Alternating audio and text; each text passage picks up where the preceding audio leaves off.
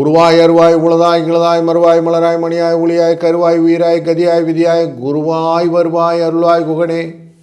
Sri Kuberan TV நேயர்களுக்கு தைப்பொங்கல் நல்வாழ்த்துக்கள். வணக்கம் அன்பர்களே. தைத்திருநாள் அப்படிங்கும்போது காலச்சக்கர புருஷம் அப்படிங்கிறத முதல்ல பார்க்க வேண்டியிருக்கு. மேஷராசியிலிருந்து பார்க்கும்போது 10வது இடம் கர்மஸ்தானம் அப்படிங்கிற இடத்துல, தொழில் ஸ்தானம் அப்படிங்கிற இடத்துல சூரியன் உள்ள நுழைகிறார். இது ரொம்ப முக்கியமான நிகழ்வு.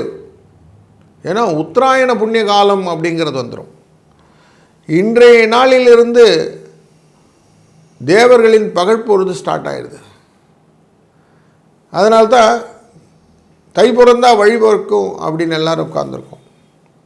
இப்படிப்பட்ட ஒரு நல்ல நாளில் நல்ல நிகழ்வுகள் எல்லாம் உண்டு. 15ஆம் தேதியே நம்ம தைப்பொங்கல் வச்சுருவோம்.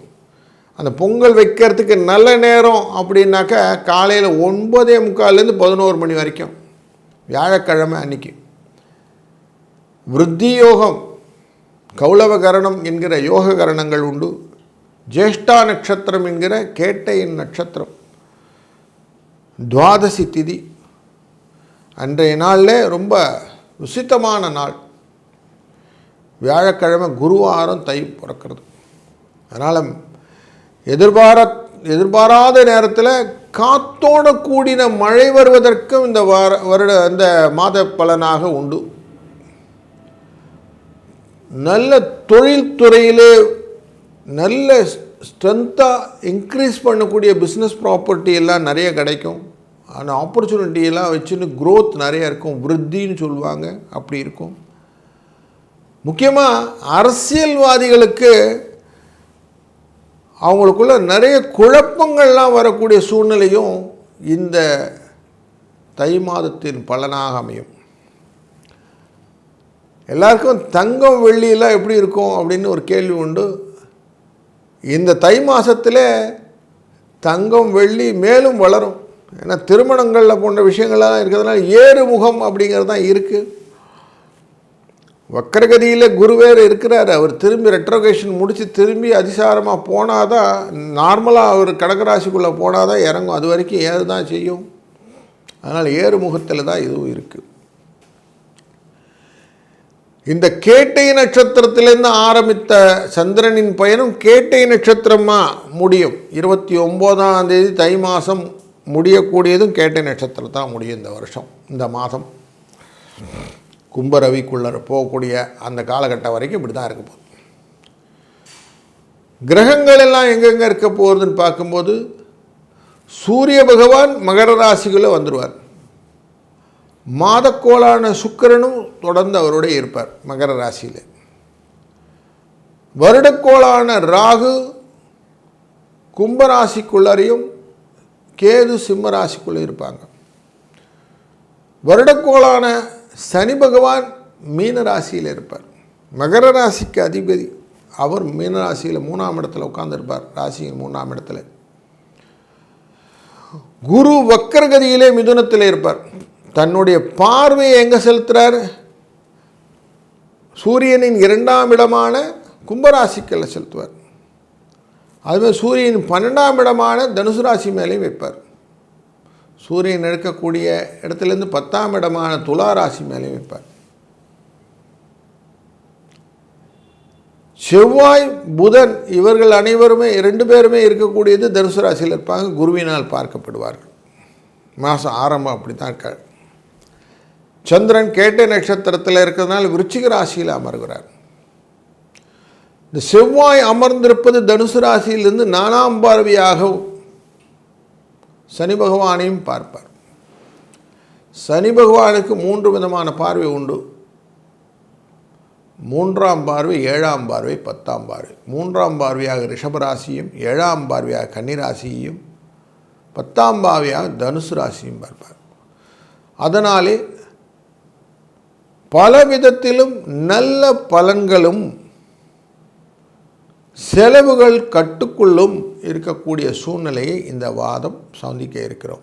முக்கிய நிகழ்வு தை அமாவாசை, வசந்த பஞ்சமி, சூரியனின் ஜெயந்தியான ரத சப்தமி, தைப்பூசம் என்கிற பௌர்ணமி, வடலூரில் ஜோதி தரிசனம், இது எல்லாமே இந்த மாதத்திலே ரொம்ப நோட்டபுளான விஷயங்கள். அதனால் இந்த மாதத்தை நம்ம பொங்கல் வச்சு கொண்டாடுறோம். வாழ்க்கையின் வளங்களும் நலங்களும் எல்லாருக்கும் வருவதற்கு பொங்கலோ பொங்கல் அப்படின்னு சொல்லி சூரியனை வழிபட்டு ஆத்மகாரகனை நினைத்து செய்யக்கூடிய காரியங்கள் இந்த காலத்தில் இருக்குது. இதை மனதில் கொள்ளுங்கள். ஒவ்வொரு ராசிக்கும் எப்படி பலன் இருக்குன்னு தொடர்ந்து காண்போம். வாருங்கள். வணக்கம் கடகம் ராசி நண்பர்களே. குடும்பத்தின் பாச பிணைப்பிலே ஒருங்கே கொண்ட உங்களுக்கு பலவிதத்திலும் எண்ண ஓட்டங்களை கொண்ட உங்களுடைய எண்ணங்களுக்கு எல்லார் மேலேயும் ரொம்ப பாசம், எல்லார் மேலேயும் ரொம்ப பரிவு. எல்லோரும் வாழணும். நான் மட்டும் வாழ்ந்து பிரயோஜனம் இல்லை, எல்லோரும் வாழணும். சொசைட்டியல் லைஃப் அப்படின்வான். அப்படி வாழணும்னு ஆசை. உங்கள் ராசியின் 7ஆம் இடத்துக்கு எல்லா கிரகங்களும் ஒருங்கே அசம்பிள் ஆகக்கூடிய இந்த மாதத்தில்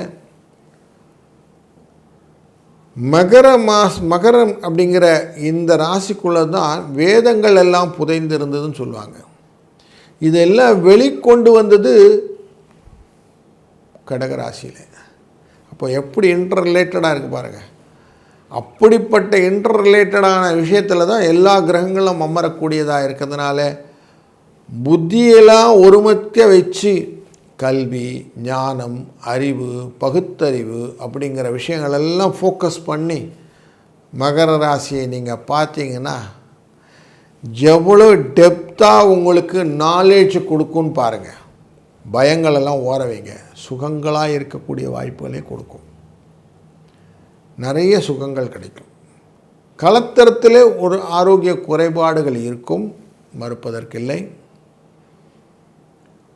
வீண் பயங்களும் சில குழப்பங்களும் அலைச்சல்களும் உண்டாகும்.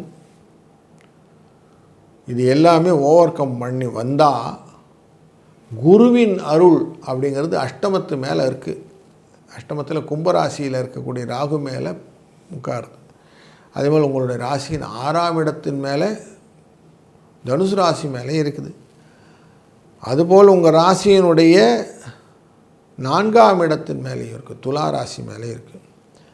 அப்போது 4ஆம் இடத்துக்கும் 6ஆம் இடத்துக்கும் 8ஆம் இடத்துக்கும் தொடர்பு அப்படின்னு சொன்னாக்க உங்கள் வாழ்க்கையில் பணம் சம்பந்தப்பட்ட எல்லா சிக்கல்களுக்கும் தீர்வை கொடுக்கக்கூடியதாக இந்த குருவின் கடாட்சம் இருப்பதனால்தான் வியாழக்கிழமை இந்த தை மாதம் பிறக்கிறது உசிதமாக அமைகிறது. உங்களுக்கு ரொம்ப நல்லது. அதில் சிக்கல் எல்லாம் இருந்துன்னா என்ன பண்ணணும்? உடனே இந்த மாதத்தில் நீங்கள் செய்யக்கூடிய விஷயம், உங்களுக்கு அட்வைசஸ்ன்னு இருப்பாங்க இல்லையா, அவங்க என்ன சொல்கிறாங்களோ கொஞ்சம் கேளுங்க. அவங்க சொல்கிறத கேட்டு நடந்துக்கிடுங்க. எதுவாக இருந்தாலும் கலந்து ஆலோசித்து செய்வது அப்படின்னு வைத்துக்கோங்க. எனக்கு பெருசாக அது மாதிரிலாம் இல்லைன்னா கணவன் மனைவிக்குள்ளே பேசிக்கிடுங்க. கொஞ்சம் இந்த விஷயங்கள்லாம் டிஸ்கஸ் பண்ணுங்கள். அப்படி டிஸ்கஸ் பண்ணி நீங்கள் செஞ்சீங்கன்னா சரியாகப்படும். இதுதான் நீங்கள் செய்ய வேண்டியது இந்த காலகட்டங்களில். ஏன்னா உங்களுக்கு நிறைய ஐடியாஸ் இருக்குது. அதை எப்படி எக்ஸிக்யூட் பண்ணணும் அப்படிங்கிறதுல தான் உங்களுக்கு ட்ரபுள்சம் பீரியட்ஸ். நான் 2ஆம் இடத்துல கேது இருக்கிறாரு. குடும்பஸ்தானம், தனஸ்தானம், வாக்குஸ்தானத்தில் இருக்கிற எல்லாம் எனக்கு தெரியும் அப்படிங்கிற மாதிரி ஒரு ஃபீல் கொடுக்குது. அது சில இடத்துல மாட்டியும் விடுது. 12ஆம் இடத்துல குரு இருக்கிறதுனால செலவாக மாறுது. செலவு பண்ணி கற்றுக்கிற மாதிரி இருக்குது.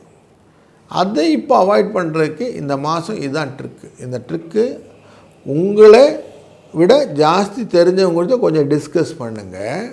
துறை வல்லுநர்கள்னு சொல்லுவோம். அப்படி அவங்கக்கிட்ட டிஸ்கஸ் பண்ணி அந்த டிசிஷன் எடுங்க. அப்படி இல்லையா உங்கள் கணவன் மனைவிக்குள்ளே பேசி டிசைட் பண்ணுங்கள். இது ரெண்டுமே சொல்யூஷன் தான். வெளி இடங்களிலே கொஞ்சம் வெளியில் வர்த்தகங்கள் தவிர நீங்கள் செய்யக்கூடிய காரியங்களாக செய்யுங்க. முக்கியமாக தான தர்மங்களை செய்வது நல்லது. மாற்றுத்திறனாளிகளுக்கு உங்களால் முடிந்த உதவிகள் செய்வதனால் பூர்வ புண்ணியத்தில் உட்கார்ந்துருக்கிற சனி பகவான் உங்களுக்கு ஹெல்ப் பண்ணுவார். அவர் லாபஸ்தானத்தை பார்க்கிறார். அதனால் லாபம் பார்க்கிறார், 6ஆம் இடத்தையும் பார்க்கிறார். ஆனால் கொடுத்த பணம் திரும்பி வரதுக்கான வாய்ப்புகளையும் அவர் ஏற்படுத்துவார். அவர் உங்கள் ராசியின் 3ஆம் இடத்தை பார்க்கிறார், முயற்சியை ஏற்படுத்தி கொடுப்பார். இதெல்லாமே உங்களுக்கு நல்லது நடக்கும். அப்போ செய்கைகளை மாற்றி செய்வதனால் வாழ்க்கையிலே நல்ல பலன்கள் வருவதற்கு வாய்ப்பு உண்டு. தை அமாவாசை அன்று தான தர்மங்கள் செய்வது, 23ஆம் தேதி வசந்த பஞ்சமி அன்று வராகி அம்மையை வழிபடுவது, 25ஆம் தேதி அன்று ரதசப்தமி சூரியனை வழிபடுவது, பிப்ரவரி 1ஆம் தேதி தைப்பூசத்தன்று தான தர்மங்கள் செய்வது, பிப்ரவரி 9ஆம் தேதி கால பைரவ அஷ்டமி அன்று பைரவரை வழிபடுவது. இது எல்லாமே நீங்கள் நோட் பண்ணி வச்சு அழகாக பண்ணுங்கள். தைப்பூசத்தன்னைக்கு பழனியம் பெருமானான முருகப்பெருமானை வணங்கி நீங்கள் செய்யக்கூடிய காரியங்கள் உங்கள் வாழ்க்கையிலே புதிய அத்தியாயத்தை சிறப்பாக எழுத உங்களுக்கு உதவி செய்யும். வாழ்க வளத்துடன். ஸ்ரீ குபேரன் டிவியை பார்த்தமைக்கு நன்றிகள். மேலும் இது போன்ற தகவல்களை தெரிந்து கொள்ள ஸ்ரீ குபேரன் டிவியை சப்ஸ்கிரைப் செய்யுங்கள். மறக்காமல் பெல் ஐக்கானை கிளிக் செய்யுங்கள்.